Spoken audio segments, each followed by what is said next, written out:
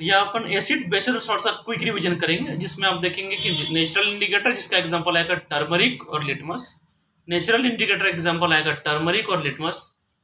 उसके बाद synthetic indicator जिसको अपन आर्टिफिशियल इंडिकेटर बोलेंगे, उसका एग्जांपल आएगा मेथिल ऑरेंज और फिनोप्थिलीन।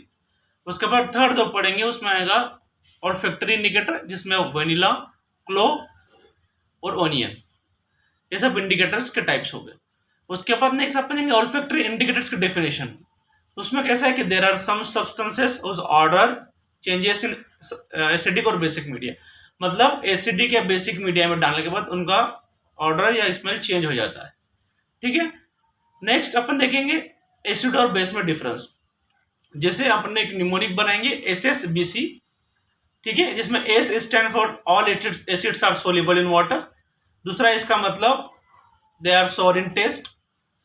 B का मतलब acid turn blue litmus paper to red. उसके बाद C for they are corrosive in nature, या फिर acid do not feel soapy to touch, ये हो गया। उसके बाद बेस में उसके ऑपोजिट आएंगे, जैसे एसिड्स आर सोर इन टेस्ट था तो यहाँ बिटर इन टेस्ट आएगा।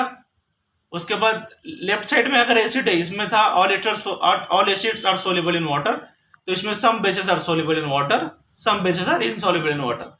उसके बाद जो थर्ड पॉइंट था, जो blue litmus paper to red acid में जा रहा है, तो इसमें red litmus paper to blue.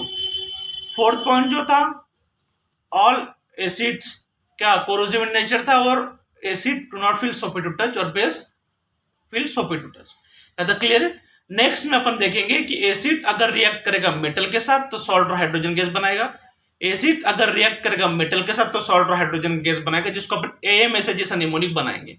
उसके बाद अगर बेस रिएक्ट करेगा मेटल के साथ तो सॉल्ट और हाइड्रोजन गैस बनाएगा, जिसमें BMSH जैसा निमोनिक बनाएंगे। ठीक है। तो सॉल्ट और हाइड्रोजन गैस दो जगह मिल रही है, जब एसिड रिएक्ट कर रहा है मेटल के साथ और बेस रिएक्ट कर रहा है मेटल के साथ। ठीक है।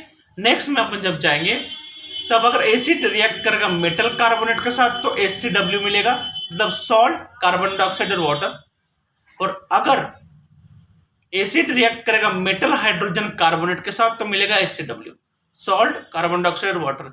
मतलब अगर एसिड रिएक्ट करेगा मेटल कार्बोनेट के साथ या एसिड रिएक्ट करेगा मेटल हाइड्रोजन कार्बोनेट के साथ तो HCW मिलेगा, मतलब सॉल्ट, कार्बन डाइऑक्साइड और वाटर।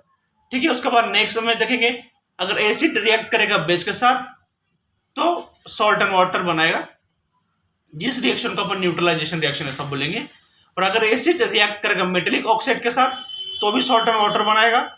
और अगर बेस रिएक्ट करेगा नॉन मेटेलिक ऑक्साइड के साथ तो भी सॉल्ट एंड वाटर बनेगा।